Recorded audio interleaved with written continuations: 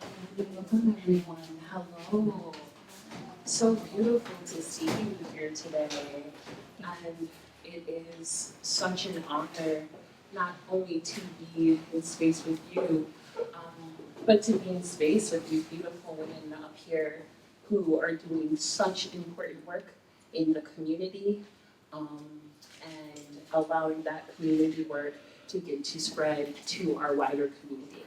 And it is just so important as we continue to build these bridges between our nation and the surrounding area, that these kinship ties get to be increased. Because one of the things that Holly said in the video, if you haven't gotten to see it, Hakame, welcome. And it's really important that we all recognize that this is all of our homes, and how can we collectively, as members of this community, come together and honor this really important history, this really important legacy, and even more important, this important present and future that you guys are so beautifully building the foundation for.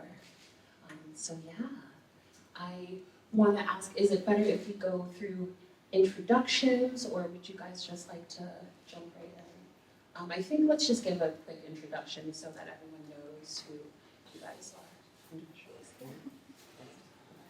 Wequai, Tarrant, thank you for coming. Wunetu, Wequai, Suis, Shinnecock, Kutoowonk, Shinnecock. I am very honored to be presenting this work at Guildhall, and I just wanted to thank Guildhall for their support, and the ladies of the Ayim Kutoowonk for their hard work, because this is something that hasn't really been done yet, and it really is a part of the larger picture when it comes to language revitalization, is testing out some of these models to see if they're going to work, and I think we've had great success with that. This is part of my life's work, but also part of my studies at the University of Arizona. I'm studying language revitalization, specifically to help the Shinnecock Nation bring our language back into a much more fuller use, daily use. And what we're trying to do right now is decide how to go about this process, because it is an enormous process and it's going to take many years, and the contributions of many people, from within the community itself and from our supporters outside and our allies outside of the Shinnecock community specifically. So, thank you for coming.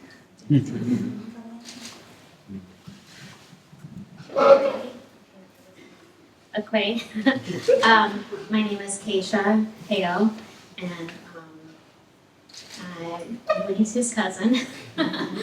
I was really happy that she let me join Ayim Kutoowonk, and I've learned things from my Aunt Tina, and I've been really interested in learning more about our language, and so I'm really happy to be part of this project. Wequai, Ninimasanawag, Cholena, Natasumis, Shinnecock, Kutoowonk. Hello everyone, my name is Cholena, and I am part of Ayim Kutoowonk. Just very blessed and grateful to be part of this experience, and to be able to be here and share a little bit about what we've been able to create for ourselves, our families, and our community, and to share with everyone else. I've been part of the language reclamation, revitalization, whatever word you want to use, since a young girl. My parents were able to share a little bit of what they knew, so I grew up in it and developed a passion for learning more, and so I'm excited to share with my family and community. That was perfect. Holy think of me and I'll materialize. What's the question? We're just giving introductions right now. Am I on? Yeah. Okay. Hello. Here we go. Hi, my name is Ahami Okameyu Kapi Valdez. I'm a member of the Shinnecock Nation. Are the words? Hi. I arrived. So part of doing this was like an incredible experience to work with my cousins that like I grew up with, and you know, it's a miraculous, remarkable thing to be a part of. That's it for me. Hello. Tina Louise, I'm from Shinnecock. I don't want to say these all the time. Any of the time, usually. But I'm really glad to be part of this project, and the feedback I've heard from it is wonderful. I'm still looking forward to seeing the work. Same. And being part of the process of these ladies putting together their original creations and how we interpreted it amongst each other.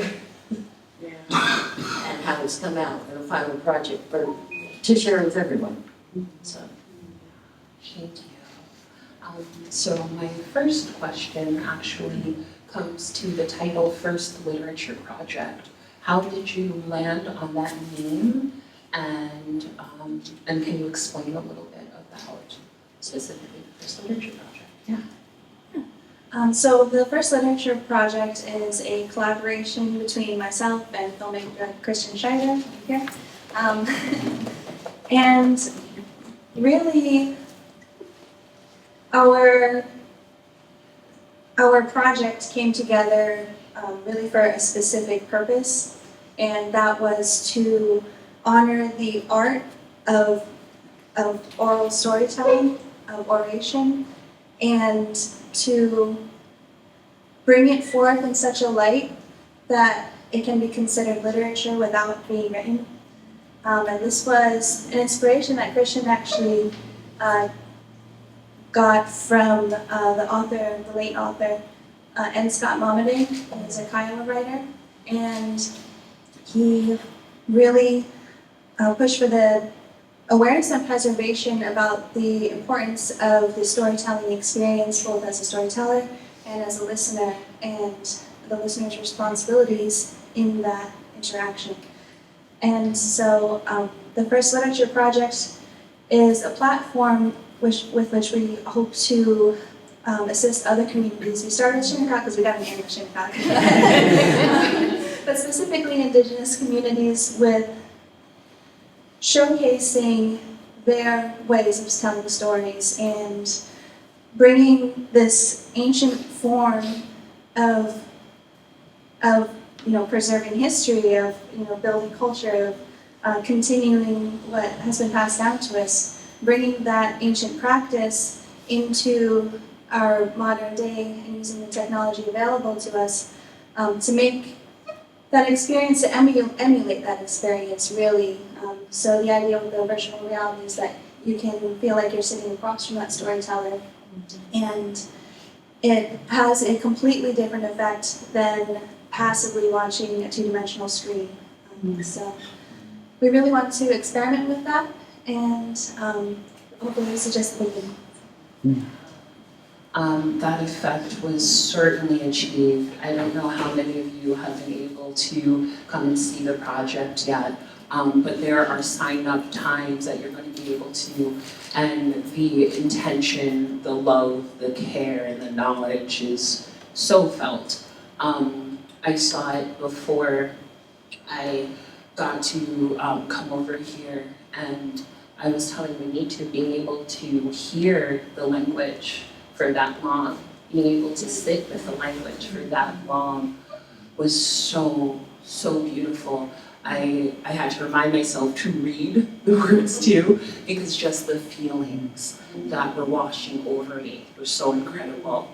And ladies, I wanted to ask, as such leaders in our language, how has the work of both what you're doing here and in the community impacted you? How has having the language in your life and more and having this presence influenced you? Yeah. Well, I'll answer it. There are so many words that are like niche slang that I'm like, how would we say that? Like, what would our like words be for this? Like, how would we describe this? How would we explain it? And that curiosity is gonna keep me going, keep me motivated to keep speaking and learning and figuring it out. Yeah, so for me, it's really emphasizing that connection to our ancestors. And we may not ever speak exactly how they did, but when there's time, there's change, there's evolution and adaptation. So this is where we're at today, and we are, it's really empowering to reclaim this language and strengthen our identities for ourselves. It really just gives me a strong sense of grounding in who I am. And we're also speaking the language that was spoken on this land, this territory, for thousands of years. And that's just, something very, very powerful, and that I hope as we continue our work, the youth in the community, they can feel that happening, that awakening of who we are, and strengthen their identities as they move forward and are able to share and participate in things like this, and sharing with their communities, just to grow in that healing and respect and honor for everyone that's living here today on this territory.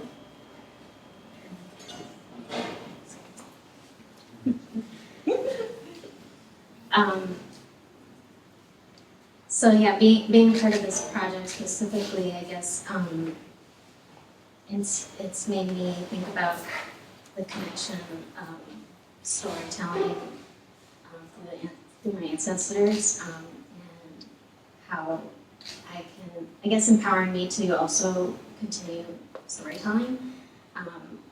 This hasn't really been part of my practice up until now, but also with the translation practicing the translation with our team, it was really cool to experience it. It was challenging, and but it was also really inspiring that we can continue learning together and helping teach others.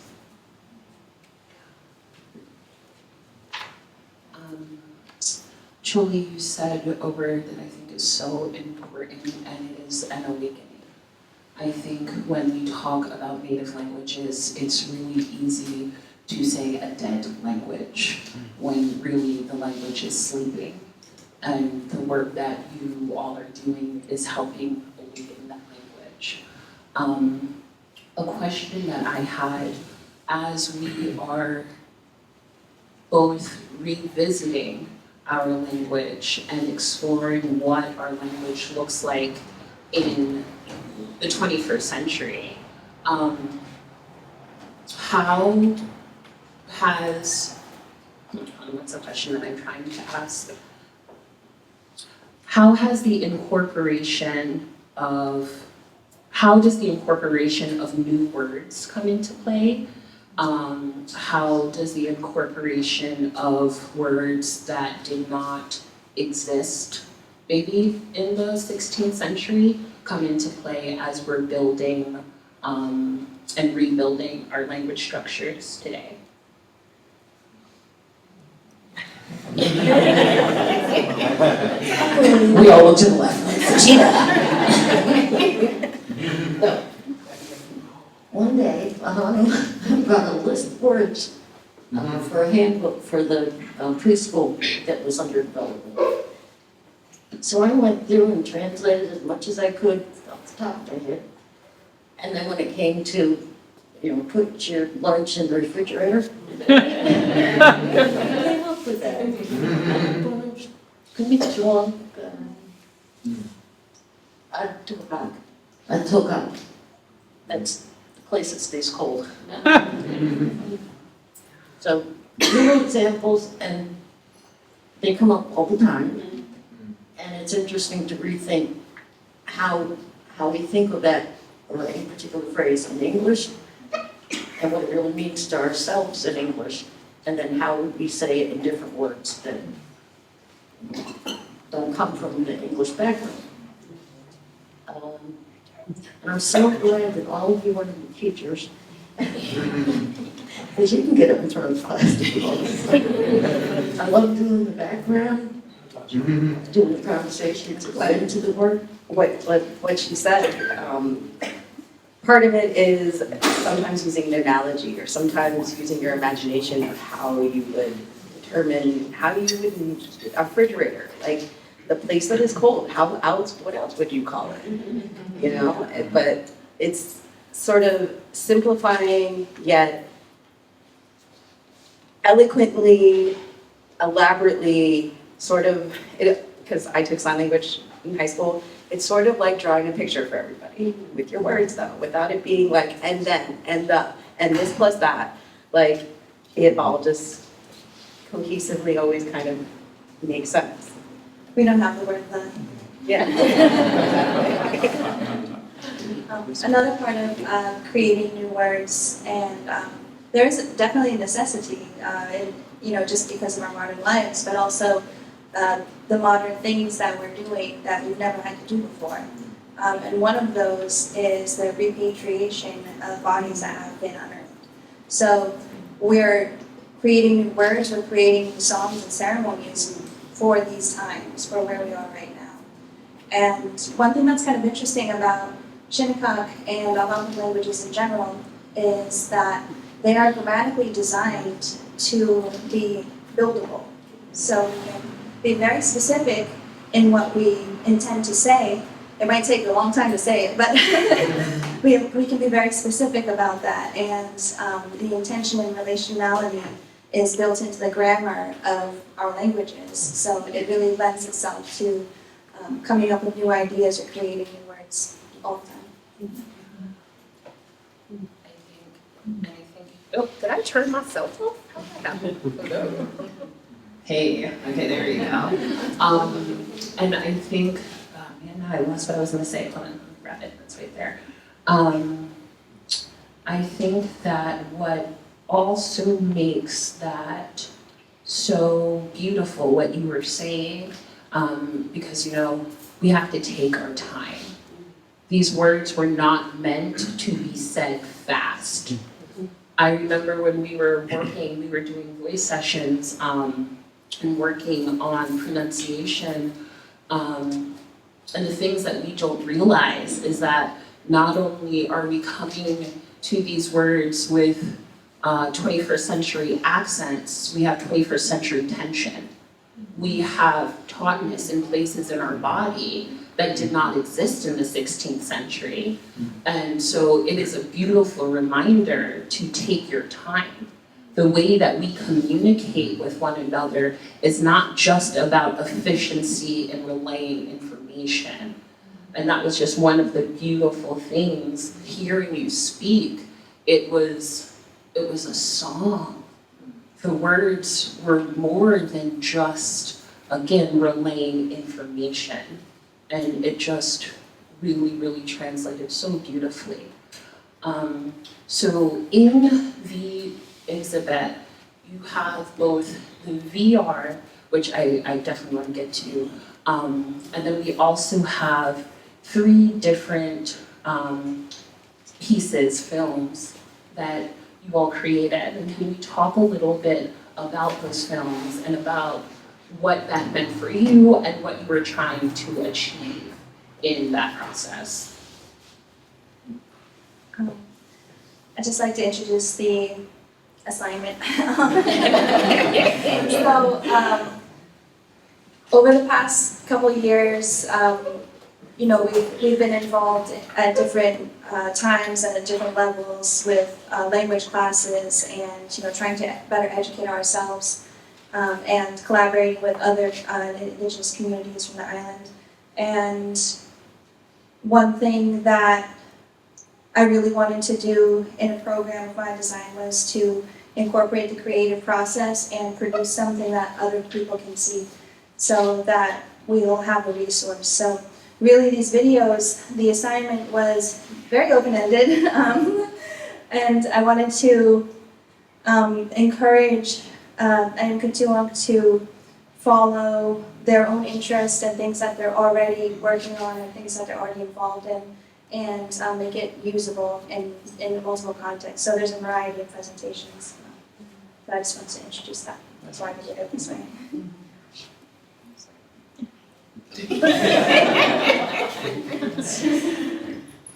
Okay, so I made a video.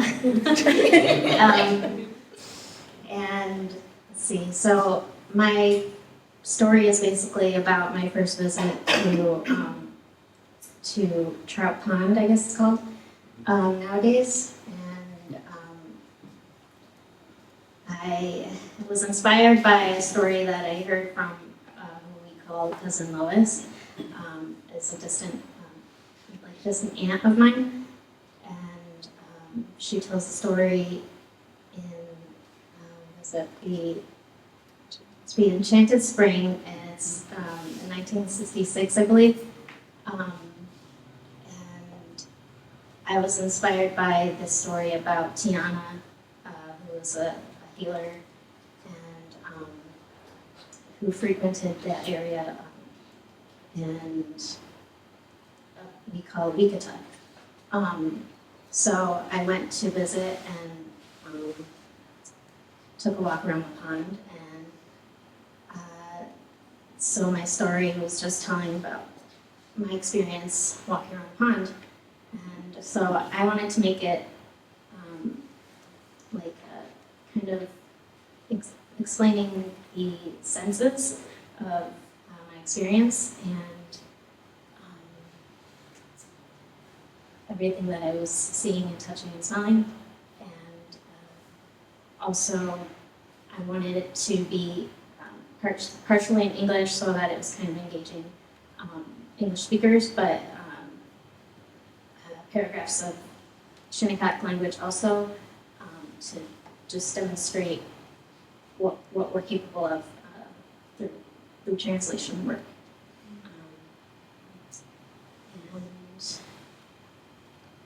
Yeah, I videotaped everything on my iPhone one day. I just happened to go out and it was a perfect, beautiful fall day, so I was like, I'm gonna take a bunch of footage. And I ended up using that for my project. And it was also exciting because I didn't grow up here, I grew up upstate, and so it was my first time visiting this spot and hearing about it really. It's just humbling, I guess, to be part of like this history and like being able to tell it, tell my story. So yeah, that's it.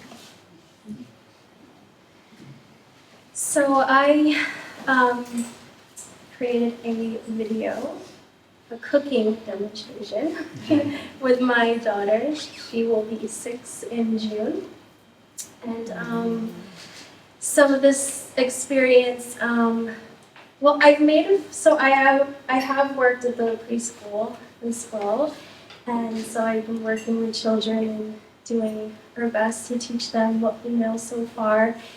And during COVID, we had to produce some materials, some videos and things. And so I did do a few of those. And so I thought, why not continue in that way, that teaching the language through the video. And so I was inspired about the intergenerational relationships and the importance in, just the changes that has happened culturally. At one point, we may have all been living together in one Wunetu, then maybe we were in one Wunetu with just our grandparents, parents, children, and now most of the time we just see parents and children, and there tends to be, a distancing of those familial relationships. So that's something I wanted to convey in the video, and so I chose to teach my daughter how to cook succotash, a traditional meal that was taught to my mother. She knows for a fact has been passed down 4 generations before her. Not sure how many more before that. So that was really a fun experience to sit with my mom, receive that teaching, and then to be able to teach it to my daughter, and then to do that in the language. I mean, just so incredible. I mean, my mom would have never thought, that would have happened. And then for me, for my daughter. And I thought it was really fun, especially doing the cooking. I know she loves to cook, and also because there's so many gestures to really help to bring in that language. I mean, some of those words in the video, she's never heard before, but she knew exactly what I was saying. And she's internalized it since then, and now she can, clearly, like she knows, Wekontash, she knows stir it, she loves that word. Mitsutak, we use all the time, let's eat, And we just made it very natural. It was a really fun experience. Sometimes she's using English in her responses, and that's okay because that just shows where we're at, right now. And we're gonna grow from that. And so I'll be using this video to share with my students that I work with. I'm still a teacher. Right now I'm working at the Tuckahoe School District. And I am working towards getting a teacher certification in the brand new Indigenous culture and language for New York State.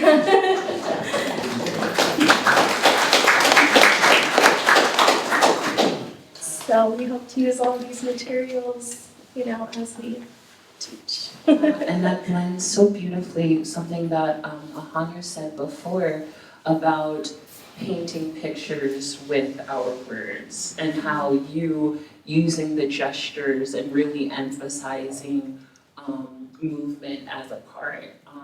And yeah, that's just really inspiring. And also she's hilarious. Like, if I wasn't able to make it, it was done here. And but brought the house down. So yeah. So Hi. Okay.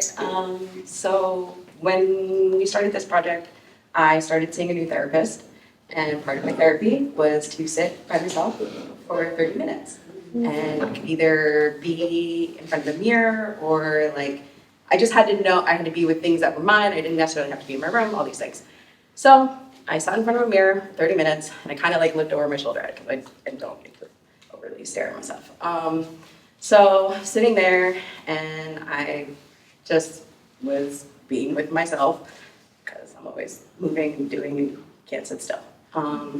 So she sits with me, just came out of me, and that's how that came to be. And through the process of just going through all these old texts and things that hadn't been looked at in decades, and so interesting how our words have just been waiting for us. And so part of our culture is sand.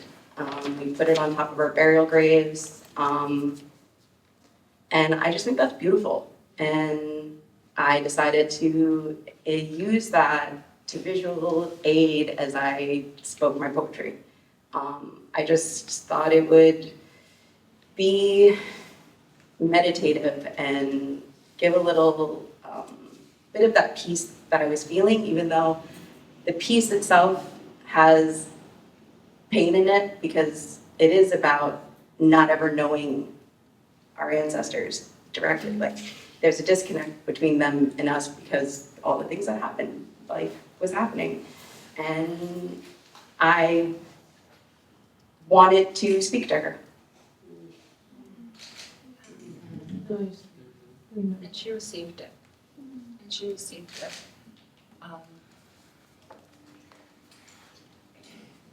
It is such a beautiful experience to get to be a moderator and then just a recipient of the waves of experience and grace and joy and love that's being expressed. And so, yeah, thank you.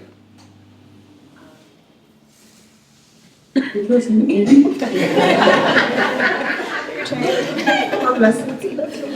it. I wanted to ask Keisha about how you felt about when it came to describing the colors that were part of your story.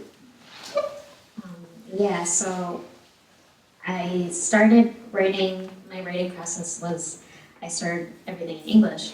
And then I was kind of open to it changing depending on what the translations, what came out of the translations. But when we got to the part about the colors, I wanted to describe the colors on the waves of the water, orange and blue. And it was, I couldn't find the word for orange. I knew what the word that we were using for blue, based on some of the teachings that my aunts put together. And what became apparent to me was that we were not really, we didn't really have words for color specifically. It was because of our language being so relational based, like we describe things as looking like something else. So it was, we didn't have the English translation of the, I guess like English to Shinnecock to English translation would be, the color orange was like autumn leaves, and the color for blue was like blue sky, or like clear sky, that's what it was. So that's what when I wrote down what the like translation of the Shinnecock words were, that's how I wrote it out. So yeah, that was really interesting and surprising to find out that we didn't really use like specific words like for colors. And I love that you said in relation to, there's such an active and present element. It's not, the words aren't disconnected. It's about this experiential journey that's just really beautiful to hear. Something that I've always been taught is that Shinnecock is just family. And we are just a series of our family members. And I wanted to ask how the work that you all are doing today is a continuation of the legacies that were passed down to you and the responsibilities that you feel to maintain those. Yeah. I'm sorry with that one. I'm here because she doesn't want to be in front of the classroom all the time. So I started really working with the language when I came back from undergrad. I got a bachelor's in fine arts at University of Arizona, and I was also teaching at the Hague Grad School at that time. It's a wonderful experience, wonderful place. And really my involvement was as an assistant to help facilitate classroom activities for my mom's program program that my mom was teaching and that her mother was directing on the reservation. And yeah, just I feel like my mom can speak more about your motivations, but it feels like a waterfall effect. Like it's a multi-generational process, and so yeah, that's I really enjoyed digging deeper into our language and finding what's so different from English. And just, I could spend forever just working on different concepts and how things match up or why to go. But I didn't ever want to be a classroom teacher. So I love providing the materials and then sending it off, you know, to grow and spread beyond me. And I can go back to working on the other thing I didn't finish. That's what I'll say. So to add to that, it's my aunt Tina, and she took part in helping name me. My dad has named many members of our tribe. It's just something that he took on the responsibility of, and having her help, her secret help. You know, my name is Ahanunokumeyu, and it means a woman who laughs in a sacred haven. And that in and of itself is this beautiful, and it suits me well. I laugh a lot. And that's, you know, his partaking in that and me doing this now is still writing poetry. I write poetry. Our names are poetry. And that's the cycle. It's the continuation, the waterfall. Our names are poetry and your laughter is medicine. Please.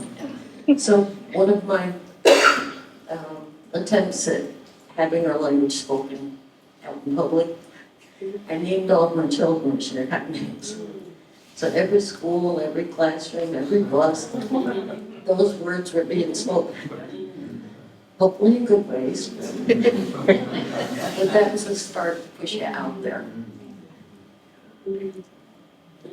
Cut it short. Did either of you want to share the continuation of legacy?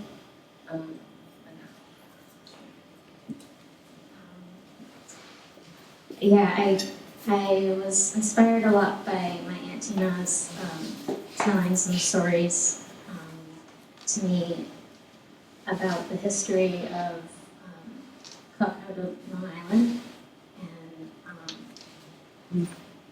and it's something that like I wasn't ever really interested in history in school so much.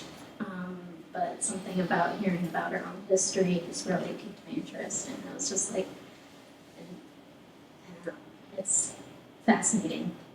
It's something that we don't really hear much growing up. So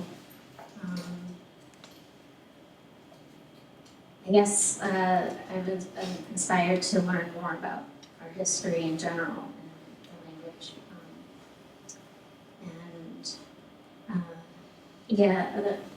I grew up upstate again.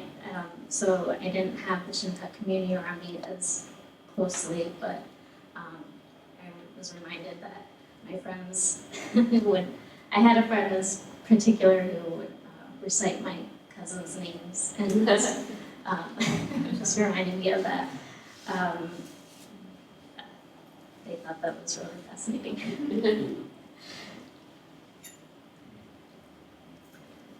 So, I feel a lot of responsibility. Yeah, I mean, my mom, she's been a strong advocate for preserving and revitalizing culture and language for the Shinnecock community. She didn't consistently grow up on the Shinnecock territory, and she always talks about how when she would have to leave here to go back to the city, how she would just bawl her eyes out. You know, it was really hard. apart from that. So that created such a strong passion and love for who she is and where she comes from. And she instilled that in me. And my dad, on the other hand, he grew up on the territory and knew a lot about the land itself. He's always taken me through the trails and taught me about the plants and things like that. And so it's something that I grew up with. And then as I grew older and noticed that not a lot of my peers had the same experience, it was disheartening, a little sad, and so I grew up some more, and we started learning and being introduced to more of the language, and more of our history and culture has suddenly been coming back to us too. So we're wanting it, we're feeling it, and it's been able to really come back. And so the passion that I grew up with, wanting to be a part of that, and now wanting others in the community to be a part of that, I always ask the children this, well, who are we? Who are we gonna be? What does Shinnecock mean? What does it mean for you?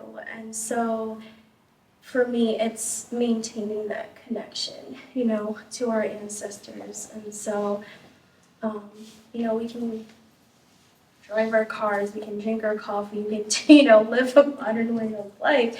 But how can we incorporate, more of our ancestral ties into that everyday life?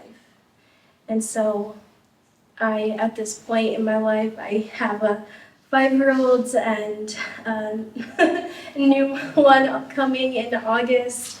And so we're really excited to raise our children, in this way of life. And being a teacher now, I can bring it to the other community.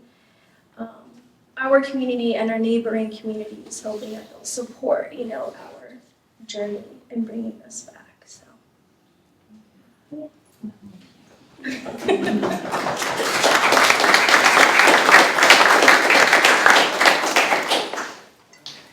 And beautiful. Hello, Andrea. I love this class. Sorry, ADHD, I get distracted by shiny things. So what we're going to do now is we were able to share a lot of information with you today. And what we would like, rather than for you to wait until you get to the car to discuss some of the things that you learned today, what I would like is we're going to take just about a minute or two for you to take some time in this beautiful community that has gathered today to chat with your neighbor about something that you gained from this experience, or something that you saw in this experience, or something that you learned in this experience. I mean, I can pull you up one by one if you prefer. Yeah. And so, we're just going to take a moment for just discussion amongst ourselves, and then when we come back, we have time for about 3 to 5 questions. So we're just going to give you just a minute for this, because this community conversation, it's really important to get to involve community.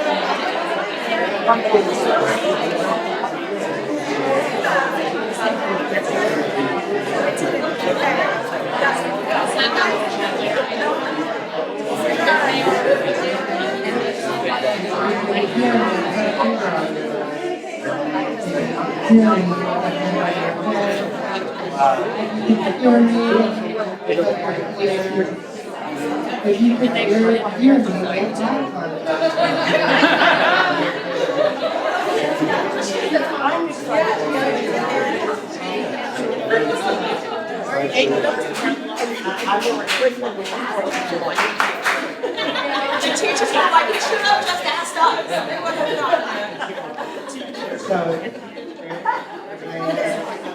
Kind of timing for 3 questions. It's an important question. This is an important question. Yeah, let's stand up. I got one.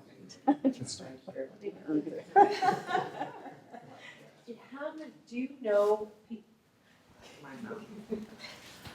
And are there people that you know and relatives that you can, that sit down and have only a Shinnecock conversation? That they're just speaking in that language only? Like your grandparents or? We would have loved it, but 1640 happened. Kind of put a wrench in our system. Oh, okay, so I didn't know if that was like possible, that you could sit down and go, oh, well, what'd you do today, but you're only talking Shinnecock. Yeah, I guess can you speak to the question of fluency versus and dormancy? Like what that means.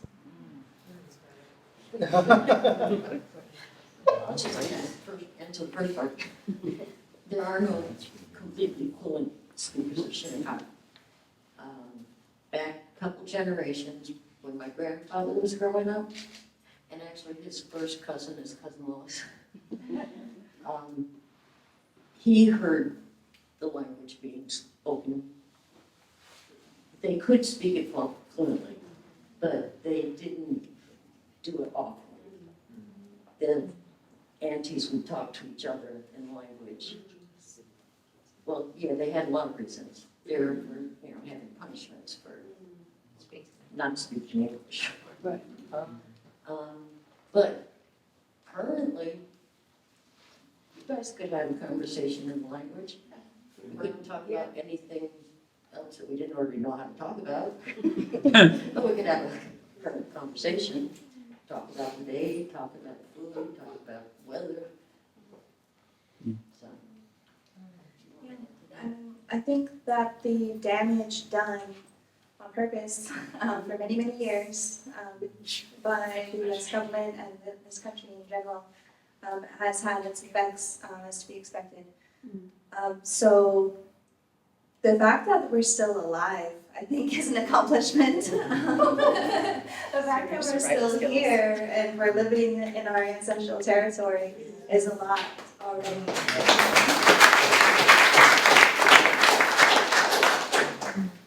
And it's also, I think, one of the impacts of being a first contact tribe. What does it mean to be a first contact tribe? When we were interacting with colonizers 200 years prior to people in the Southwest or out West even encountering people that were non-native. And when you also look at Long Island, when you look at the space, we did not have the luxury of retreating anywhere that would be void of a colonial presence. And so that territory was whittled away for us, as were our rights and our sovereignty. And so again, with so many things paired against us for so many centuries. As Wunetu said, the fact that we are here is still such, and not only here, but here on our original territory when there are so many tribal nations who have been moved not once, not twice. I have a Wyandotte friend whose tribe was moved 4 times. And so to be able to be breathing in and exhaling out the same oxygen that our ancestors got to is just something so beautiful that we are now building off of, so that Chobi is able to teach her daughter how to make succotash. And that's really important, why the words that we use are not a dead language, but a sleepy one, and we're just actively in the process of that revival.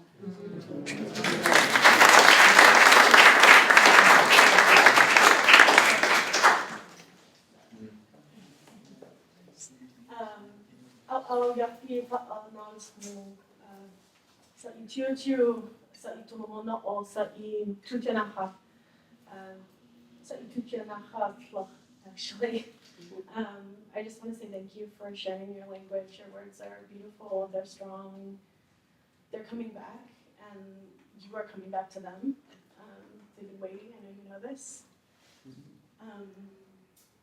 I also come from a community where our language was sleeping for many generations, and similar to what you were just sharing, we were lucky to have people in maybe my great-grandmother's generation who like grew up hearing their like aunts and uncles talking, who like a few of them when we started doing language work would be like, it doesn't sound like that. Like, stop making it sound like a Valley Girl language. Like, but like understanding the impact of those statements alongside these documents where you're having to translate it from what somebody who spoke Dutch would hear your language like, or somebody who spoke English would hear it like, or French. For us, we had a lot of Spanish and French folks come through, so it's like a lot of talking aloud to kind of sound it out into how you're kind of framing language. But something I was curious about, especially with your experiences of both translation and kind of building new language, how it's like shifted your worldview. Because I know our languages are often, like you use the word relational, which I think is a really beautiful way to think of it.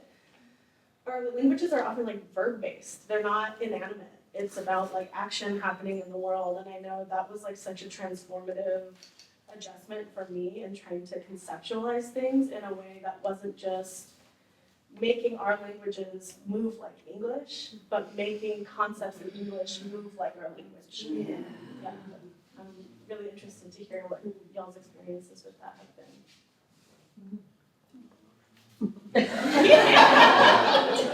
Or your favorite language puzzle.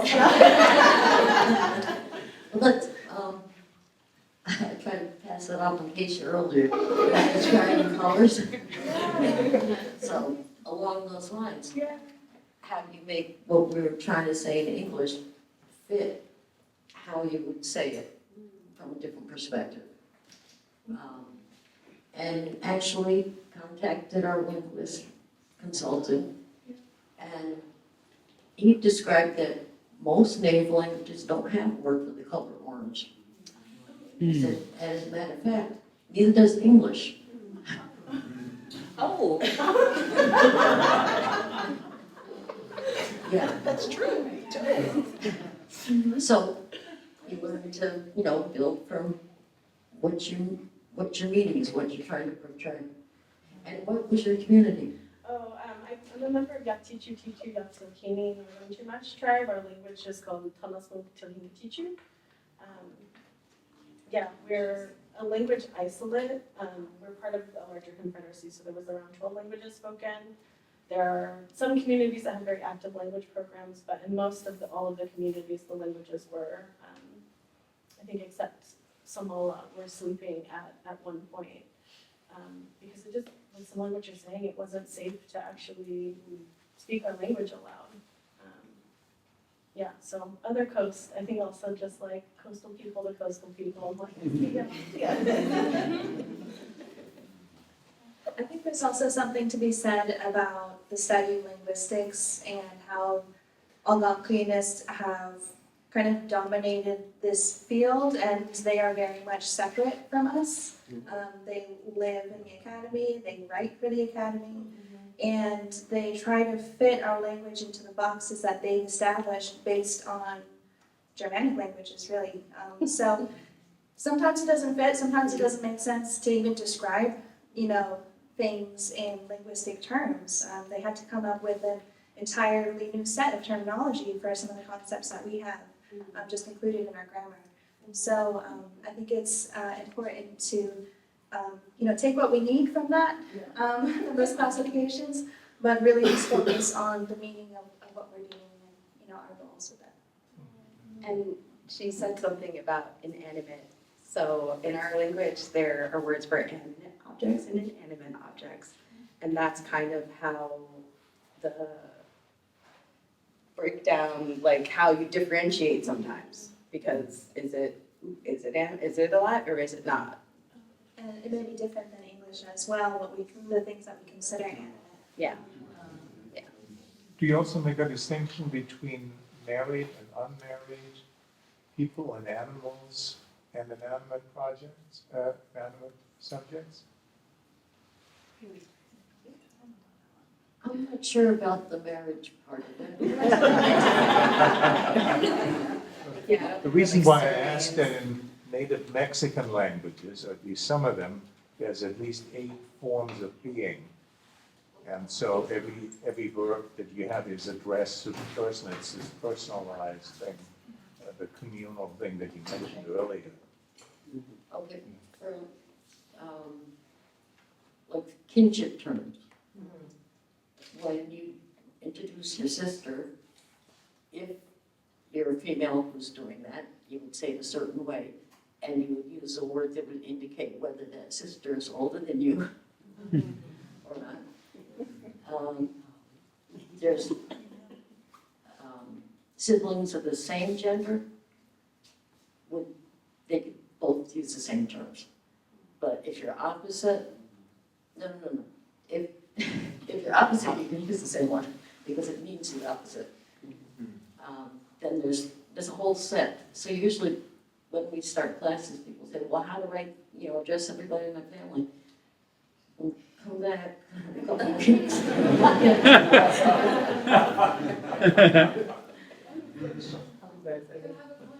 Yeah, we're gonna do 2 more. We're gonna do 1 and 2, and then for time reasons, we'll be here for a little bit longer so you can interact with everyone individually. Let's go 1 and 2. My question is about geographical names.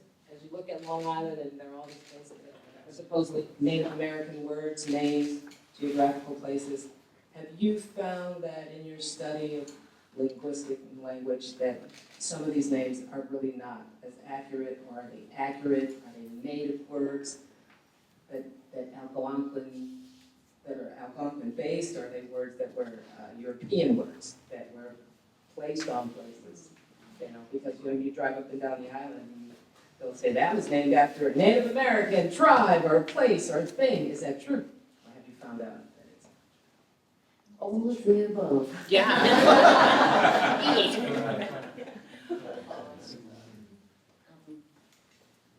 There's what's his name? Place names of place names of Long Island and the adjacent islands or something like that. But he's based out of Sag Harbor. He came up with a lot of explanations when he wasn't taught what they actually should be.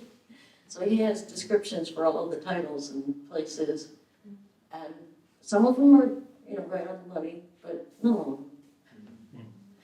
But it's a good start because then they do talk about why he describes it in the way he does. And then you'll learn more about that. I feel like that speaks to a larger issue of documentation and accuracy within the documentation. So who wrote it, why did they write it? And that's something that we have to sift through in everything that we do.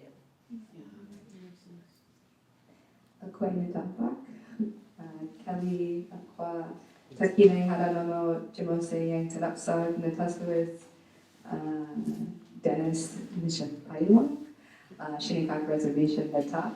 So I think I kind of got that right from the first Stony Brook classes that we took in Algonquin, which were mostly Unkachag, I think, based, also Mohegan, because we share the Algonquin language, and Shinnecock has their own dialect, which I'm hearing is what we're really focusing on, I'm grateful for, and just really wanted to say how proud I am of all of you, and really inspired to continue learning. As a lifelong adult language learner, I realized that like if I'm ever gonna learn our language, I needed to completely change my mindset and like indigenize, decolonize myself and my journey. I started learning Japanese in college just so I could like think differently about language, and that's part of what you're saying, Tina, with like, oh, like there's always a specific name for older sister, older brother, and I would like force my little brother Jeremy to do that. And so yeah, I just wanted to say thank you for that to Bhutne, and I really hope to learn more from what you're all doing and look forward to the future of this project.